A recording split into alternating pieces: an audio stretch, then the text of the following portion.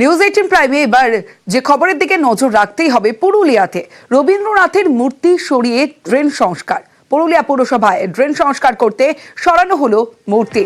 রাস্তার উপর উঠে আসছিল ড্রেনের জল। দীর্ঘদিনের সমস্যার সমাধানে বাধা ছিল এই মূর্তি। অবশেষে রবীন্দ্রনাথের মূর্তি সরানোর সিদ্ধান্ত পুরসভার। রবীন্দ্রনাথের মূর্তি সরিয়ে ড্রেন সংস্কার। পুরুলিয়া পৌরসভা ড্রেন সংস্কার করতে সরানো হয় মূর্তি। ইন্দ্রজিৎ রয়েছে আমার সঙ্গে, ইন্দ্রজিতের সঙ্গে কথা বলবো।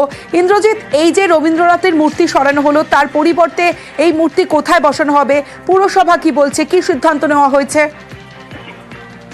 দেখো, যখন 2021-এ এই মূর্তিটি বসানো হয় রবীন্দ্রনাথের, তখনই ভুল সিদ্ধান্ত হয়েছিল, সেটা মেনে নিয়েছেন পুরুলিয়া পৌরসভার চেয়ারম্যান। তার কারণ ড্রেনের উপরেই এই মূর্তি বসানো হয়েছিল এবং এই মূর্তি বসানো হয়েছিল তৎকালীন পৌর প্রশাসক ছিলেন মৃগাঙ্গ মাহাতো সেই সময়। এবং তারপরে ড্রেনে যখনই ময়লা জমে যায় এবং সেই জল রাস্তার উপরে চলে আসে এবং চরম সমস্যায় পড়তে হয় সাধারণ মানুষকে।